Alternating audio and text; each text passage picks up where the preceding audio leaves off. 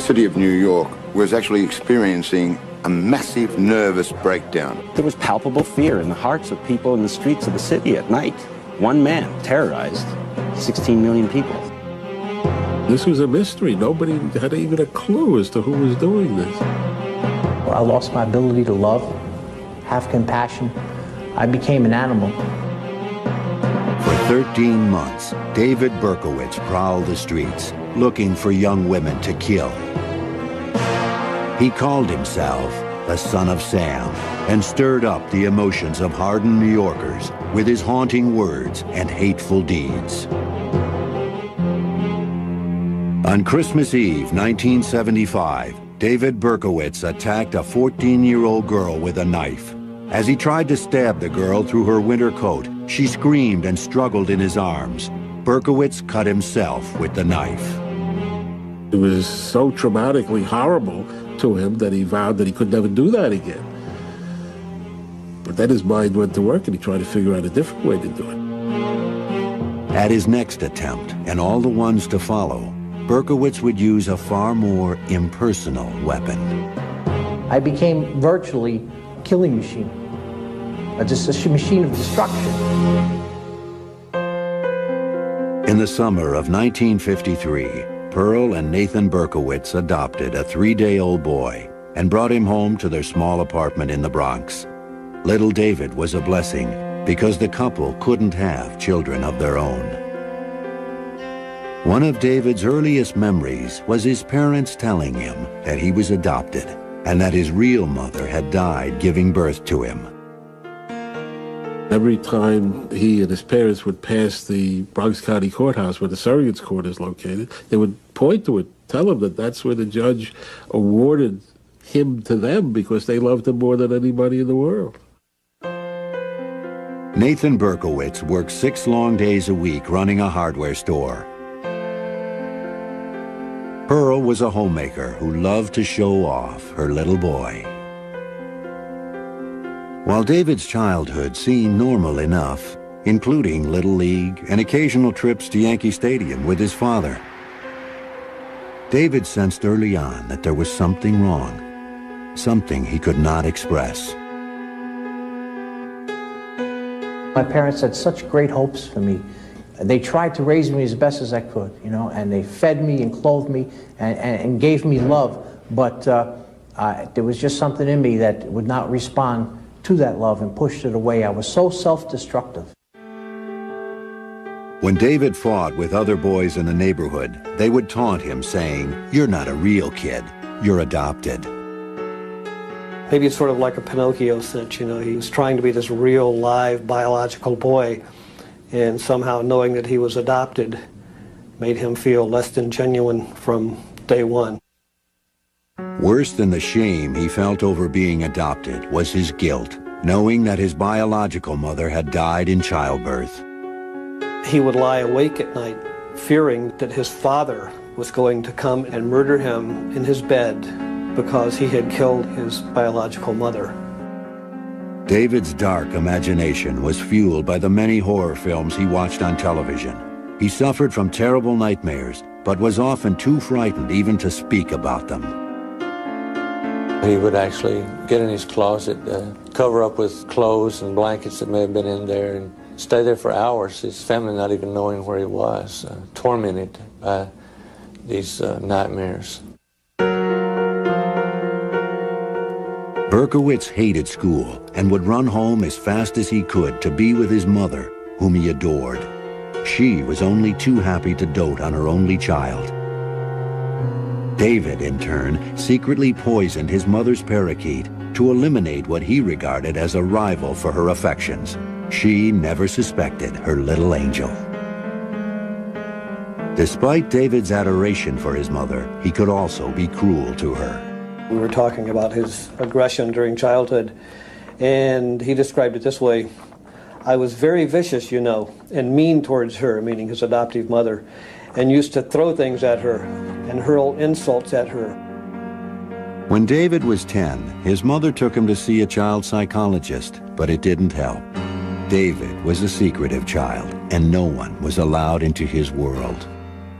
When he was a preteen, 10, 11, 12 years old, he would tell about climbing out the window at night down the fire escape and roamed the streets of New York City, he said, like an alley cat. The dark city alleys were a stark contrast to the light that David's mother brought into their home. Following Jewish tradition, she lit the Sabbath candles every Friday night. At the age of 13 in 1966, David had his bar mitzvah and read from the Bible in Hebrew. But the burden of his Jewish heritage only exacerbated his deep-rooted feelings of shame. "I'm not a proud Jew," he later wrote.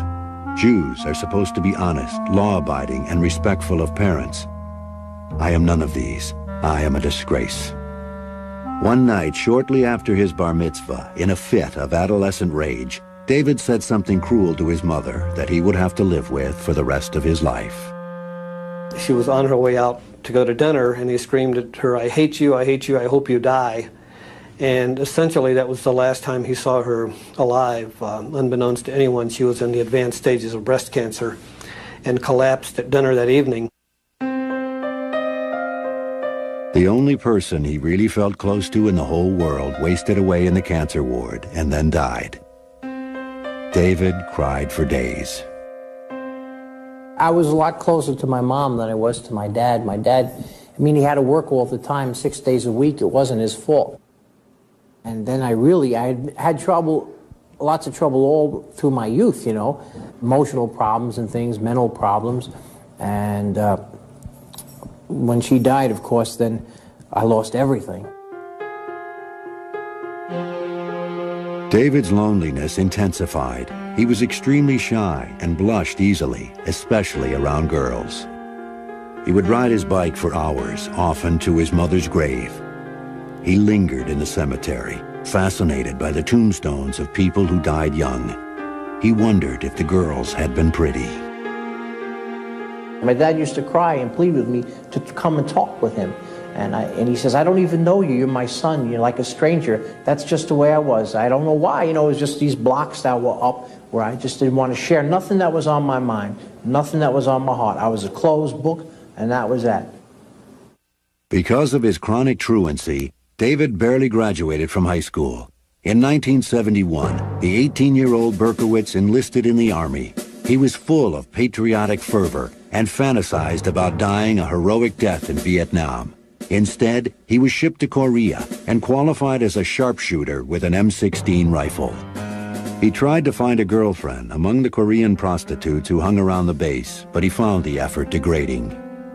David wrote to his father, apologizing for being a burden and amounting to nothing in society. He wrote that he was sorry he turned out the way he did, stupid, hateful, ugly, destructive. Berkowitz begged his father to pretend he never had a son, to forget that he even existed. In 1973, as Berkowitz turned 20, the Army transferred him to Fort Knox, Kentucky. Out of his longing for companionship, he became involved with a Baptist church. He attended classes, read dozens of books, and soon was baptized. He was particularly impressed about how families were together on Sundays and when they prayed together. And he wanted this to be part of this group very, very much. All the preaching about evil, sin, and eternal damnation, however, constantly reminded Berkowitz of the bleak future that awaited him in hell. His religious fervor quickly extinguished. Berkowitz was also discovering that the Army was no place for him. After a series of disciplinary problems, he was discharged in 1974 and returned to New York. Eager for a fresh start, he enrolled at Bronx Community College. His father, too, had made a fresh start. Nathan remarried and decided to move to Florida and retire. Berkowitz resented his new stepmother and her daughter for invading his home and taking away his father. The 21-year-old began to feel that there was a mysterious force around him that repelled people. He referred to himself as der Schmutz, Yiddish for dirty one. His world was rapidly shrinking. Berkowitz moved into his own apartment and got a job as a warehouse security guard on the docks of the west side of Manhattan. From the depths of his loneliness, he began to think about the birth mother he never knew, the one whose death weighed on his conscience. Berkowitz would soon unravel the mystery of who he really was. What he found would propel him onto the street in search of blood. David Berkowitz began a desperate quest at the age of 21 to find out exactly whose son he really was. But instead of saving him from his misery, his journey to discover his birth parents would launch Berkowitz on a year-long killing spree. He had gone to one of these freedom of adoption movement meetings and told them the story of how his mother had died giving birth to him, and he had a father out there somewhere, and people laughing at him, and said, you know, what are you laughing about? It's a tragedy. You know, my mother died. They said, man, that's what they tell all of us. Berkowitz called his adoptive father, Nathan, and demanded the truth. Nathan broke the news that David's birth mother was in fact alive. He explained that the adoption experts had advised against revealing the truth. Berkowitz was stunned. In an instant, he was delivered from a lifetime of guilt. He had not caused his mother's death after all. Berkowitz's adoption papers said that his real name was Richard David Falco, and that his parents were Betty and Tony Falco. He searched for them for months, but he kept hitting dead ends. Frustrated and lonely, Berkowitz, who had tried during his army years to find comfort in religion, now joined a cult of Satan worshippers. Berkowitz enjoyed the late-night rituals in the woods, the chanting, the drugs, and the opportunity to meet girls. He connected easily to the dark forces that the group worshipped.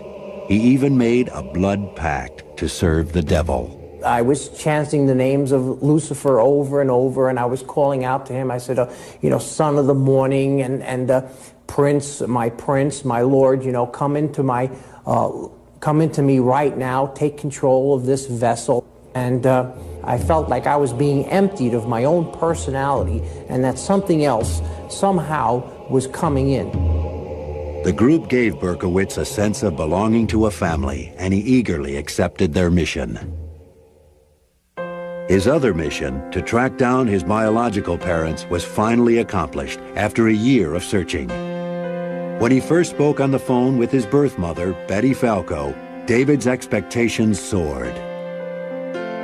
At last, he had found his normalness, his biology, the reason for his existence. And what he thought would be this glorious moment when he would find his real live mom and they would fall lovingly into each other's arms, turned into one of the moments, if not the moment, of his greatest disappointment. Berkowitz had fantasized about meeting a beautiful woman. What he found was a totally ordinary person, what he described as a nervous and frightened little woman. Betty apologized profusely for abandoning her little Richie. I remember him mimicking her and saying, "Oh, Richie, I'm sorry, in this sort of high, whiny voice, and putting his hands over his ears as he did that to try to shut out the sound that he recalled her making. Berkowitz hid his disappointment and told Betty that he loved her and forgave her because he knew she must have had a good reason for giving him up. Betty revealed to David that Tony Falco wasn't his real father. Betty Falco had secrets too. Betty, a daughter of poor Jewish immigrants, had married Tony as a teenager. After they had a daughter named Rosalind, Tony left Betty for another woman. Betty had then begun a long affair with Joseph Kleinman, a well-to-do Jewish businessman who was married with 3 children. In 1953, David was born. Kleinman would not tolerate the embarrassment of an illegitimate child. Betty too felt guilty and ashamed and quickly made arrangements for an adoption. He learns at the moment of his imagined rebirth that he had intruded upon the lives of these 2 people who were simply together having sex. Berkowitz's relief over not having killed his birth mother quickly turned to anger. He later wrote, "Here I was, never wanting to be born in the first place, miserable, maladjusted, plagued with death fantasies. only to find out that I was unwanted, an accident after all. This moment of truth lit a fuse in Berkowitz, but he never let his feelings show. For a while, he even maintained a relationship with his half-sister and her 2 daughters, who called him Uncle Richie and would jump into his arms when he arrived for dinner. His sister seemed to be going out of her way to try to make up for all the things which he hadn't had, and as much as he wanted to believe it, he knew that it was false, that he was still this sort of counterfeit human being. He was adopted. Berkowitz's visits grew less and less frequent, then stopped altogether. He later wrote, "I was getting a very powerful urge to kill most of my natural family. I fought hard to keep these thoughts from becoming actions. So I just stayed away altogether." The 22-year-old Berkowitz mysteriously told his half-sister that he would never hurt her or her daughters. Instead, on Christmas Eve 1975, Berkowitz attacked a 14-year-old girl in the Bronx with a small knife. The rage David had managed to keep under control for so long was starting to crack through his quiet exterior. The attack was too close a physical encounter for the withdrawn Berkowitz. The girl fought back, screamed, and escaped. Berkowitz decided that next time he'd use a gun. That Christmas Eve, a serial killer was born.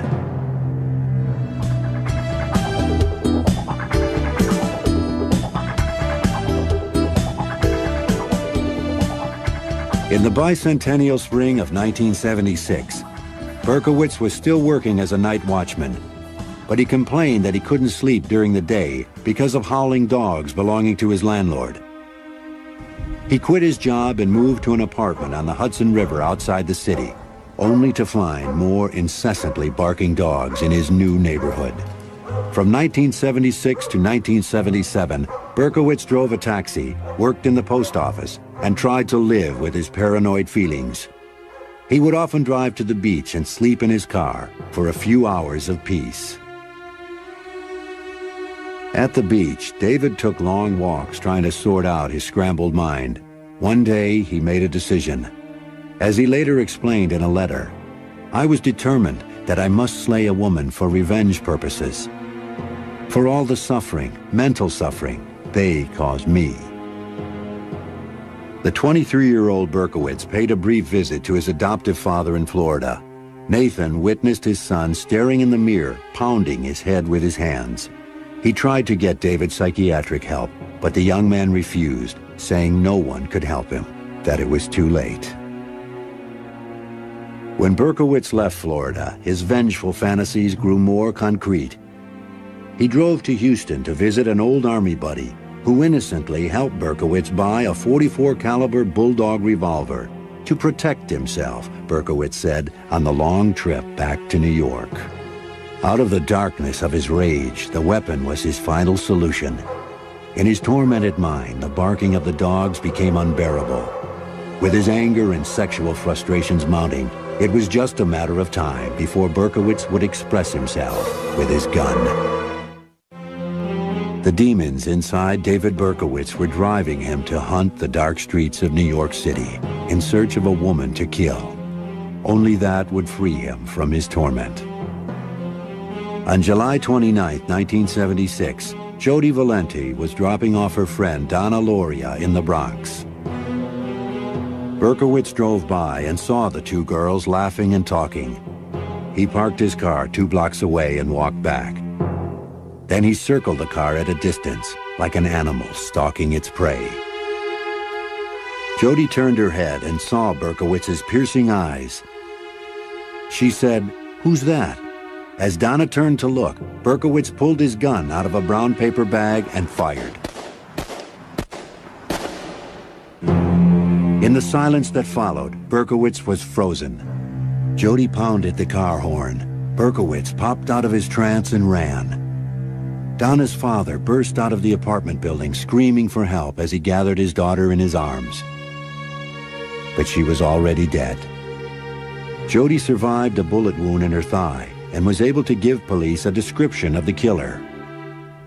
As Berkowitz fled in his 1970 yellow Ford Galaxy, He sang happily to himself. "I felt some peace," he later said. "While I didn't have a physical sexual orgasm, I certainly had a mental one.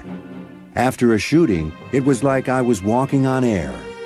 He didn't know if he had killed anyone until he read the New York Post that afternoon. After that, Berkowitz was out every week, cruising neighborhoods that bordered highways. In the fall of '76, he wounded 2 more young women, as well as a man who he probably mistook for a woman in the darkness. Donna DeMasi was shot in the neck. Joanne Lamino was paralyzed from the waist down. And Carl De Niro would end up with a metal plate in his head. Berkowitz was nervous during these first few attacks because he realized he was crossing over the greatest moral divide. "I was cognizant of finally being able to pass that point in which a human plays God," he would later confess. "I was anxious, excited, and tense." Berkowitz also got excited over the thought of being a hero. He fantasized about rushing into a burning building and saving women and children. Almost every night when he was driving around looking for someone to kill, he always had a full emergency pack in the back of his car, at the same time looking for someone to save. On a frigid night in January 1977, Berkowitz, with his gun in his pocket, cheerfully helped some stranded teenagers push their car out of a snowbank. And yet, later that very same night, Berkowitz crossed paths with Wall Street secretary Christine Freund, who was in a parked car with her boyfriend. She was shot and killed. Her boyfriend was unharmed. Up to this point, police still had no clue that the murders were related. The detective assigned to Freund's case sent the bullets to the ballistics lab for analysis. I walked into the ballistics unit in the police academy. I met with George Simmons, and my purpose of going there was to meet him specifically, not his boss, not another ballistics detective, but him, because I had a lot of faith in him. And as I walked in, he said to me, "Joe, we have a psycho here." Simmons explained that he had seen the same bullets in 3 other shootings since July. He was convinced they all came from the same rare kind of pistol, but he couldn't prove it yet. The 5th attack took place on March 8th, 5 weeks after the murder of Christine Freund, and less than 100 yards away in Queens. Virginia Voskerichian, a college student, had come to the U.S. with her family from Bulgaria, and only a year before had been made an American citizen. It was 7:30 in the evening when she was walking home from classes. This guy walks up to her, and she sees the gun in the face and puts her school books in front of her. And he fires through the school books and puts a bullet in her brain. This time, police were able to match the bullets to the first murder. No one could deny that there was a serial killer on the loose. The police dubbed him the .44 caliber killer and braced for him to strike again. Panic seized the city. Women cut their hair short and dyed it blonde because they thought the killer was gunning for long-haired brunettes. I thought about the .44 caliber killer every day since it happened. I go to beauty school up the block, and most of the girls are wearing their hair up because they're afraid of the .44 caliber killer. They wear it up. One thing that I really don't do anymore is sit in parked cars. A month after Virginia was murdered, in April 1977, Berkowitz wrote his neighbor, Sam Carr, a very sober letter saying he would take legal action unless Carr took care of his howling dog. In this letter, Berkowitz revealed his longing for companionship, writing about a wife who didn't exist.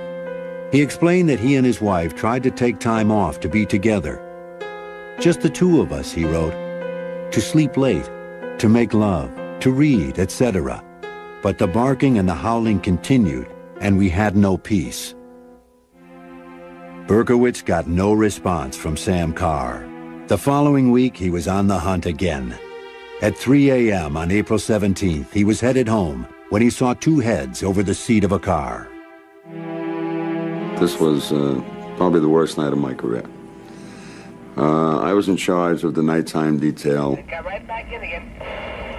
And we always felt, in investigating homicides, people are creatures of habit. So we always cover the areas where they already hit. Less than 4 blocks from where Donna Loria was killed, Berkowitz waited as a patrol car passed by and disappeared. He walked toward the car, dropped a note at the scene, and then fired. Valentina Suriani and Alexander Esau were both shot and killed instantly. The note Berkowitz had dropped at the crime scene was the first solid lead for the police. It said, "I am deeply hurt by your calling me a woman hater. I am not, but I am a monster. I am the son of Sam." "I love to hunt," he wrote, "prowling the streets looking for fair game, tasty meat. I don't want to kill anymore. No, sir, no more. But I must honor thy father. I want to make love to the world. I love people. I don't belong on earth." He ended with a warning. "Let me haunt you with these words. I'll be back. I'll be back." Berkowitz had raised the stakes, and police responded. A task force was formed to coordinate the search for the killer. It was the most extensive manhunt in the history of New York. Somebody came up with the theory that the MO of this particular shooter was exactly the same as the scenario on Starsky and Hutch. We sat and watched every Starsky and Hutch episode. That's how minute we got about this thing. A few days after Valentina and Alexander were murdered, Berkowitz wrote another letter to Sam Carr, saying that his life was destroyed and he had nothing to lose anymore. "I can see there shall be no peace in my life until I end yours." A week later, Berkowitz shot and wounded Sam Carr's dog. The New York papers appealed to him to turn himself in. Berkowitz responded with a dark, chilling poem to the Daily News. It read, "Hello from the gutters of New York City, which are filled with dog manure, vomit, stale wine, urine, and blood. I am still here, like a spirit roaming the night, thirsty, hungry, seldom stopping to rest, anxious to please Sam. I love my work. Now the void has been filled." On June 26, 1977, Berkowitz staked out a disco in Queens. Sal Lupo and Judy Placido were wounded but survived. Because he was faceless, because he was coming out of the shadows, because he would strike from behind, everybody figured anywhere they were, this guy could be over the hedge or around the corner, waiting to get you. There was palpable fear in the hearts of people in the streets of the city at night. One man terrorized 16 million people. As the first anniversary of the killing spree approached, the city still cowered in fear, wondering who the son of Sam really was and what he had in store for them next. By July 1977, as the first anniversary of Donna Loria's murder approached, one paper boldly proclaimed, "Death Day." Another asked, "Tell us, Sam, what have you planned for us tonight?" The streets were eerily quiet on the night of July 29th, and it passed without incident. 2 days later, on July 31st, Stacy Moskowitz and Robert Violante went out on a date in Brooklyn. Before Stacy left, she and her sister joked that the odds of crossing paths with the son of Sam were 1,000,000 to 1. That night, Berkowitz was hiding in the park as Stacy and Robert parked their car. He watched them as they played on the swings. Back in their car, they were kissing passionately. Berkowitz fired 4 bullets into the passenger side window. He stood there mesmerized and then ran. Robert Violante lost one eye and was partially blinded in the other. Stacy Moskowitz lived for 39 hours and then died. The entire city felt they'd lost a child. And the atmosphere the next day of the city changed from this terror to an anger and sympathy. You know, we're going to get you, you son of a bitch. Whatever happens, we're going to get you. By now, Son of Sam was so notorious that Stacy's murder made headlines all over the world. What he was doing was manipulating, dominating, and controlling society. And now this insignificant nobody, someone who feels like he's one grain of sand on a beach with billions and billions of grains of sand, he is important, and he finally has arrived. It was only then that the son of Sam gave police the clue that would lead to his arrest. The night he killed Stacy Moskowitz, Berkowitz watched the police write him a ticket for parking his Ford next to a fire hydrant. A week later, he dutifully paid the ticket by mail. The police traced the license plate cited on the ticket to the name David Berkowitz. They quickly discovered that he had been sending harassing letters to a number of people, and that a man named Sam Carr claimed Berkowitz had shot his dog. Out of a pile of hundreds of tips and complaints from the public, Berkowitz's name appeared 3 times. On August 10th, 1977, a large team of detectives staked out Berkowitz's apartment.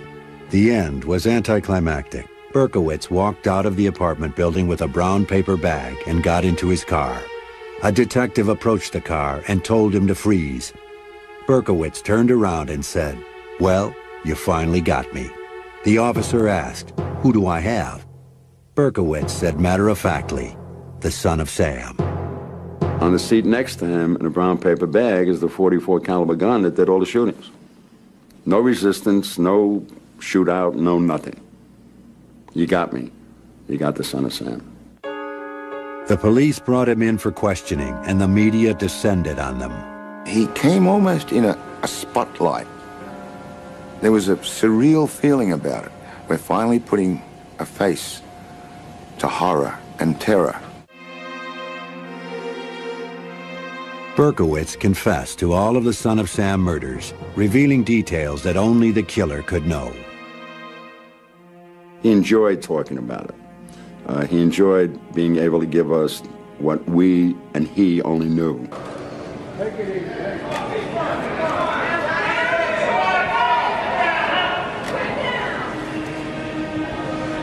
Facing the public for the first time, Berkowitz could not keep from smiling.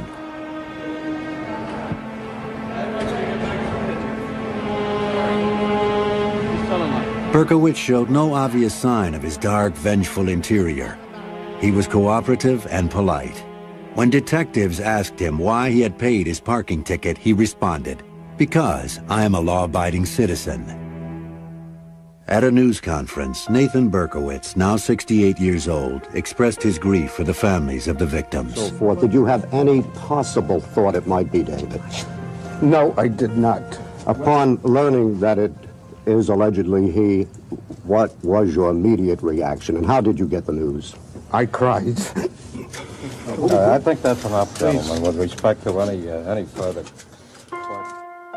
Berkowitz said he had been ordered to kill by demons originating from his neighbor Sam Carr, who he claimed was the devil in human form. For 8 months, Berkowitz was held in a bare-tiled room in the prison ward of the Kings County Hospital. A hearing was scheduled to determine if he was mentally fit to proceed to trial. During the first few weeks of his incarceration, guards reported that the son of Sam ate like a horse and slept like a baby. He rarely got upset and seemed to be indifferent to his plight. In tape-recorded interviews with psychiatrists, the son of Sam tried to explain himself.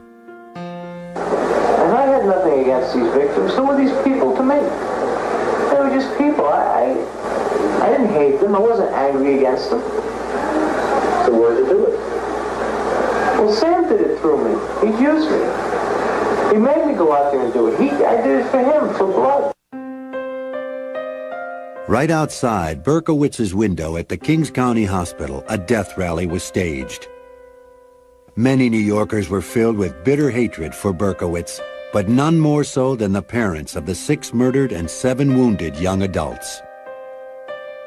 After I saw what had happened to my boy's left eye, I had wished that his eyes could be taken out of his head for Robert's sake. And I hope he lives a long time with this in his heart. And I hope he never has a minute's peace. Never. Never. Just once I want to get my hands around his throat. He took something from me.